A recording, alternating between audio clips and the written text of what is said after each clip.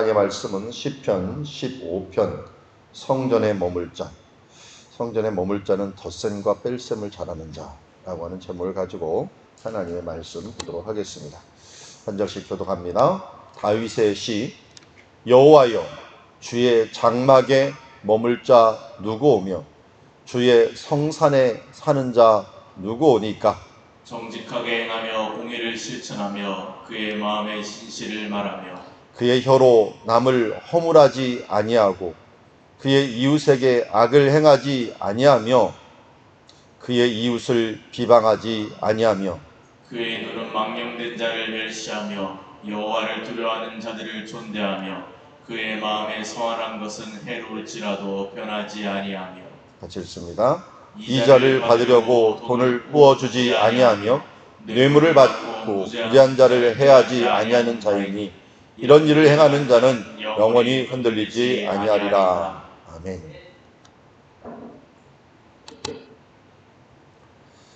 자, 잘 봤더니 정말 덧셈과 뺄셈이 나오는 시입니다. 해야 되는 것과 하지 말아야 될 것, 해야 되는 것과 하지 아니하고라고 하는 아니하며 아니하고 해야 되는 것들이 번갈아 나오는 것을 보게 됩니다. 1절에 보면 주의 장막에 머물 자, 주의 성산에 사는 자, 뭐 비슷한 말들을 계속 강조를 합니다. 이 장막이라는 건 뭡니까? 우리가 이 성막에 대해서 출애굽기 보았지만 하나님이 계시는 곳입니다. 그래서 하나님과 함께 머물 자, 하나님의 집에, 이게 궁극적으로는 뭡니까? 천국에 가는 거예요. 천국에 들어갈 수 있는 자, 영생을 얻은 자는 누구일까? 라고 했더니 먼저 하나님 앞에서 행해야 될 것들이 있어요. 자격이 있는데 정직하게 행한다 라고 얘기합니다. 원래 정직이라고 하는 말이 탐임이라고 하는데 온전하다, 순전하다. 우리 예를 들어서 하나님께서 사탄한테 너 이 땅에서 욥처럼 순전한 사람을 보았느냐라고 하면서 욥을 말할 때 탐임이라고 하는 말을 씁니다. 이 순전한 것, 하나님의 성품 중에 하나죠. 순전하고 온전하고 깨끗한 모습들을 이야기할 때 정직이라고 합니다. 그러니까 하나님 앞에 온전히 행하려고 하는 깨끗한 마음으로 정직한 마음으로 하나님 앞에 서려고 하는 자, 이런 사람들이 하나님과 함께 할 수 있습니다. 왜 그럴까요? 하나님이 그런 분이니까요. 내가 거룩하니 너희도 거룩하라 라고 하는 것처럼 하나님 앞에 정말 두 마음 품지 아니하고 깨끗한 마음으로 온전한 마음으로 살아가는 것이죠. 그래서 제일 큰 계명이 무엇이냐라고 예수님한테 율법학자가 물어봤을 때 어떻게 했습니까? 마음을 다하고 또 내 성품을 다하고 힘을 다하여 주 너희 하나님을 사랑하라. 그냥 하나님을 사랑하는 것이 아니라 앞에 있는 이 마음을 다하고 목숨을 다하고 힘을 다하여를 다시 말한다면 탐임이죠. 정직하게 순전한 마음으로 전심으로 하나님을 우리가 사랑하라. 하나님은 다 아십니다. 우리가 기도할 때 무슨 계산을 가지고 하는지, 또 무슨 마음을 가지고 네가 나한테 나왔는지를 다 압니다. 그렇기 때문에 하나님 앞에 정말 깨끗한 마음으로 나아가는 것들. 그래서 하나님께서 축복하는 사람들을 보면 참 순전한 마음, 온전한 마음. 그래서 요새 간증을 듣다 보니까 어떤 사람 그런 얘기하더라고요. 너 무엇하고 이 땅에서 무엇하고 왔냐라고 물으신다면 나는 하나님 앞에 순종하고 왔습니다 라고 하는 그 대답을 하고 싶다고 하는 간증자를 들었는데, 그러다 보니까 어떻게 되냐면 하나님께서 놀라운 일들을 그와 함께 하시는 것들을 보았습니다. 여러분, 이 땅에서 하나님께서 우리에게 원하는 게 무엇이겠습니까? 우리가 자녀들이 어렸을 때 순전한 마음으로 그냥 이 부모를 사랑하는 마음으로 행하는 행동 하나가 가장 좋지 않습니까? 이게 애인데 머리를 쓰면서 이 엄마한테 뭐 얻어내려고 아빠한테 뭐 얻어내려고 머리 쓴다는 생각이 들면은 어떻게 했습니까? 이 뭐가 마음이 뚝 떨어져 버리죠. 정이 뚝 떨어집니다. 그래서 하나님 앞에도 마찬가지입니다. 순전한 마음으로 우리가 나가는 것 중요합니다. 공의를 실천하며 째덱이라고 하죠. 여기 이제 정직이라는 걸 행하다라는 것은 원래 원어상으로는 할락, 걷다라는 거예요. 걷다. 그러니까 순전한 마음으로 하나님과 동행한다라고 하는 말을 듣는다면 여기는 공의를 실천한다라고 하는 것은 원래는 파알이라고 하는 단어인데요. 이스라엘에 갔더니 은행을 제가 맨 처음에 개설을 해야 되는데 은행 이름이 포알 은행이니까 포알. 뱅크하 포알. 포알이 뭐지? 여기 히브리어를 찾아봤더니 포알이 행동하다.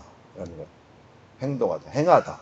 근데 원래 공의를 실천한다라는 말이 여기는 뭐 행동한다라고 하는 행한다는 말로 번역하는 게 더 나을 것 같습니다. 그래서 파알이라는 게 동사 얘기할 때 파알이라고 얘기하는데 여기에서 이 공의를 실천하고 행동으로 옮긴다. 그러니까 의를 행동으로 옮긴다. ጼ덱이라고 하는 멜기세덱 할 때 세덱이라고 하는 이 의를 행동으로 옮기는 사람, 이런 사람들을 의미하고요. 그 마음의 진실을 말하며, 이 진실을 말한다는 것은 제가 많이 말씀드렸던 진실은 에멧이라고 부르는데요. 이 아멘입니다. 아멘. 아멘. 하나님 앞에 정말 진실합니다. 우리가 아멘 그러는 것은 그 말씀이 진실합니다 라고 하는 것들을 의미하거든요. 그러니까 우리가 하나님 앞에 말을 할 때 정말 진실하게 말하는 거죠. 어떻게 보면 이 절 모두가 연결이 되죠. 특별히 정직과 진실은 같이 연결합니다. 순전한 마음으로 정직하게 말하고 행동하고 또 어떻게 보면 걷고 행동하고 말한다. 그러니까 말하고 걷고 행동하는 그런 모습이 우리들의 모습이 되어야 된다.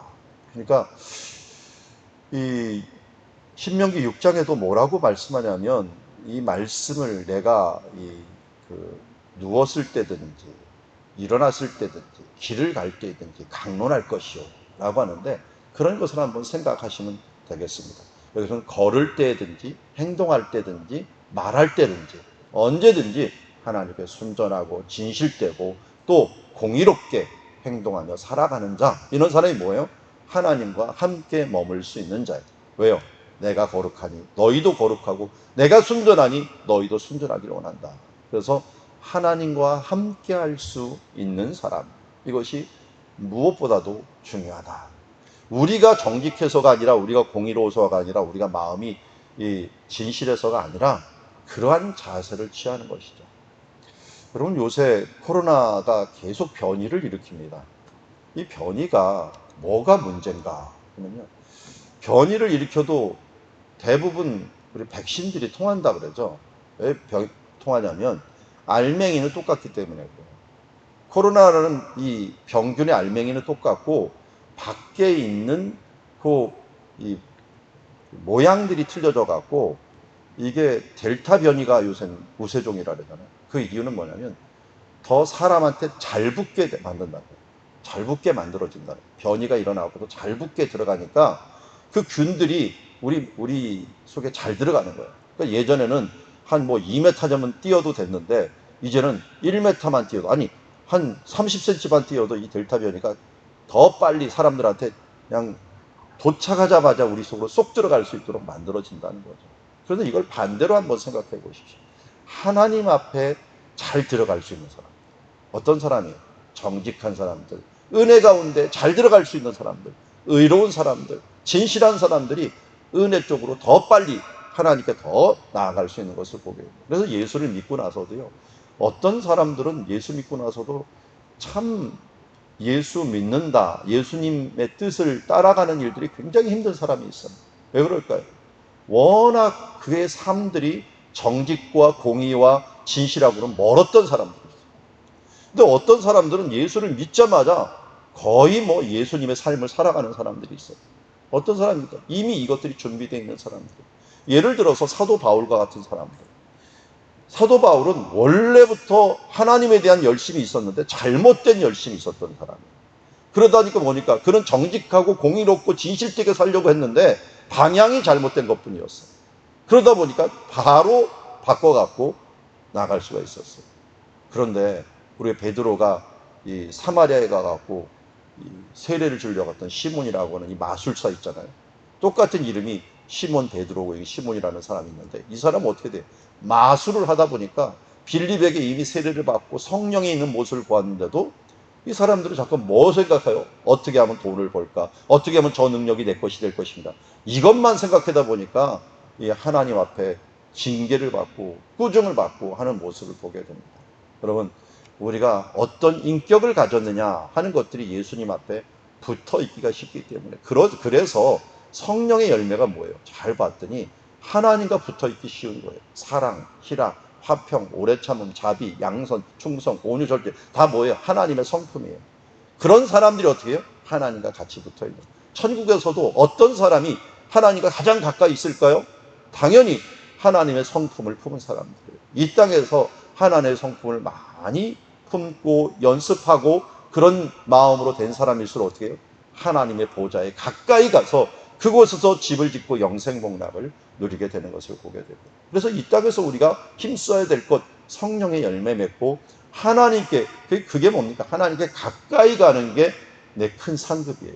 하나님의 얼굴을 뵙는 것이 은혜와 평강이라고 한다면, 우리가 죽어서도 이 땅에서도 바로 이렇게 정직하고 공의와 진실을 행하는 것들은 하나님께 더 가까이 가는 방법 중에 하나이다 하는 것들을 알고, 우리가 이 반면교사도 삼고, 우리가 이미 앞서갔던 사람들의 교훈도 삼으면서 이러한 삶을 살아가기를 원합니다.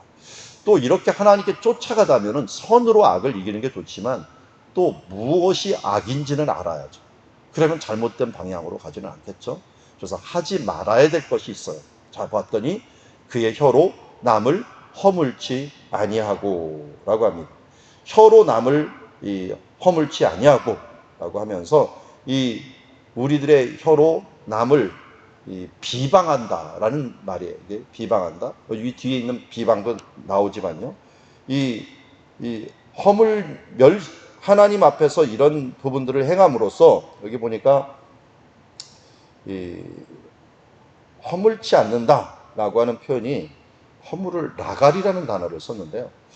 이 라갈은 전 의외였어요. 왜냐면 이 다리를 갖다가 라갈이라고, 레겔이라고 부르거든요. 레겔.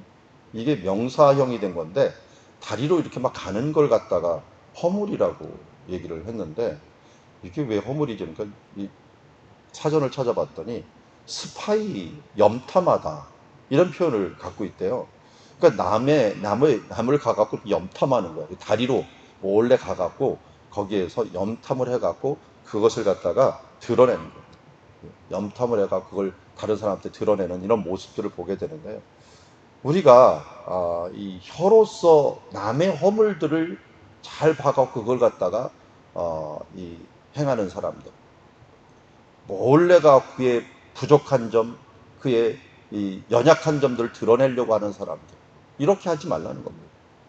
우리가 무슨 말을 하더라도 뭐 옛날에 뭐 요새 맞으면 뭐 영린을 건드렸다 뭐 이런 표현을 하는데요. 꺼내지 말아야 될 부분들을 꺼내는 것들이 있죠.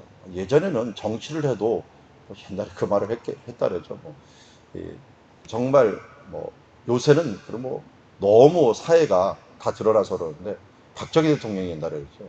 남자들은 이 허리 아래 일은 말하지 마라라고 하는 말을 할 정도로, 괜히 지저분한 얘기 하지 말자라고 하는 말로 그런 얘기를 할 정도로 정말 우리가 금기시하는 이야기들이 있었어요. 너무 허물과되는 것도. 그런데 요새는 뭐 그런 게 어디 있습니까? 다 드러내죠. 다 드러내죠.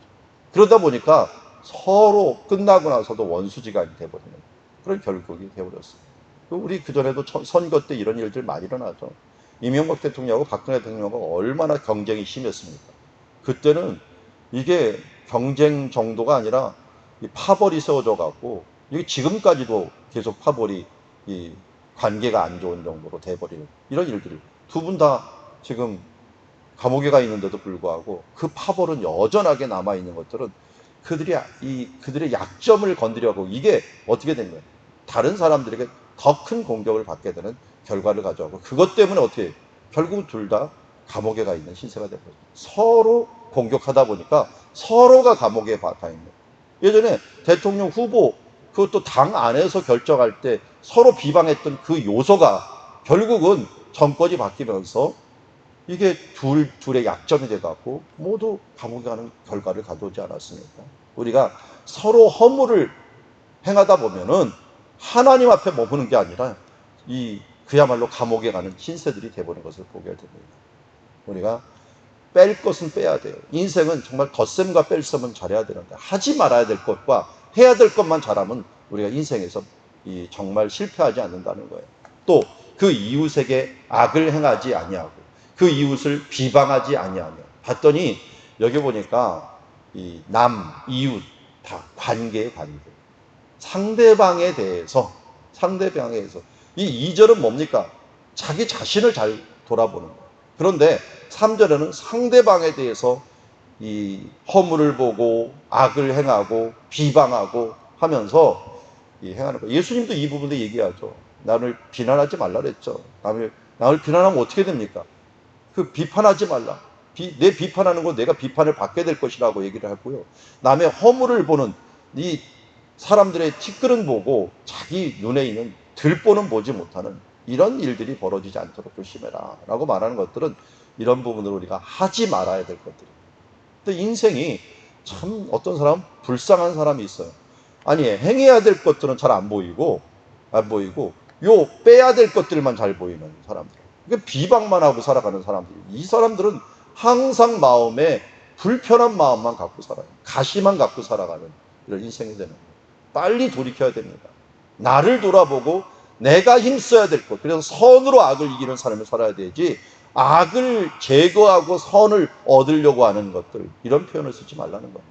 그래서 우리 인생은 어차피 악입니다. 그래서 좋은 것을 골라내야지, 거기에서 나쁜 것을 골라내려고 하다 보면은 끊임없이 내가 결국 나쁜 거 골라내다 보면 뭡니까? 쓸 게 없어. 좋은 거나 골라내갖고 그걸 발전시켜야지. 나쁜 거 골라내다 보니까 결국 다 썩어 있네. 아무것도 남는 것들이 없는 모습이 된다는 것입니다. 자, 4절 보니까 그나마 이제 또 플러스를 합니다. 우리 인생에. 망령된 자를 멸시하며, 그리고 여호와를 두려워하는 자들을 존대하며. 어떤 사람과 사귀지 말아야 될지, 어떤 사람과 사귀어야 될지를 아는 것. 이거 참 중요하죠. 근데 잘 보면 그래서 그 주변에 누가 있느냐 하는 것들이 중요해요. 예전에도 결혼할 때 보면은 집안을 보라고 하는 말이 있습니다. 왜 집안을 봅니까? 그 집안의 이 기운과 형성들이 바로 그 자녀들에게 바로 다가오기 때문에 그렇습니다. 그래서 그 집안 보니 충분하다라고 하는 부분들. 저도 제 아내하고 결혼할 때 권사님 한 분이 저희 어머님한테 아주 적극 추천해 갖고 그랬어요. 왜냐면 권사님 어머니 저희 그 장모님을 본 모양이에요. 근데 장모님이 너무 좋다 보니까 좋다 해갖고 거기 이 영향을 받아갖고 들어갖고 정말 좋은 며느리가 들어오나 보다 이렇게 생각을 해갖고 결혼했던 기억이 저도 얼핏 납니다. 여러분, 우리가 주변 사람들, 내가 지금 사귀고 있는 사람들, 내가 형성해 놓은 인간관계를 잘 한번 보십시오. 나는 과연 하나님을 두려워하는 사람들이 내 주변에 있는지, 하나님을 무시하는 사람들이 주변에 있는지, 이것만 보아도 하나님의 장막에 머무는 사람인가 머무지 않는 사람인가 하는 부분들을 우리가 알 수가 있습니다.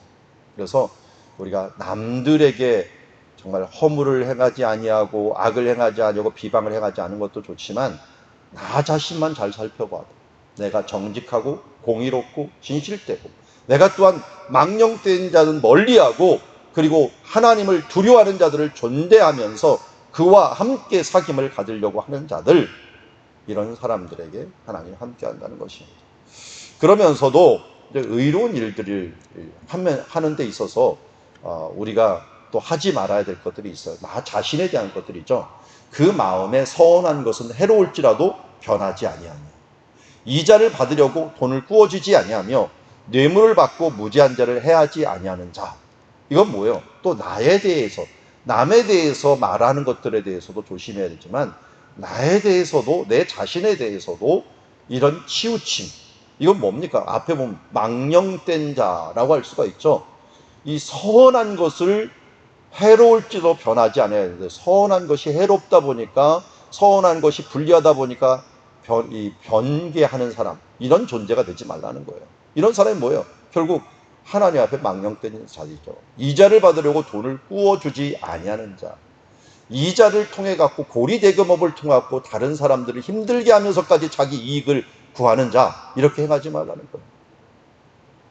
뇌물을 받고 무지한 자를 해하지 아니하는 자, 어떤 판단을 굽게 하고 또 증인을 잘못 써갖고 다른 사람들을 해치는 사람들이 되지 말라는 거죠.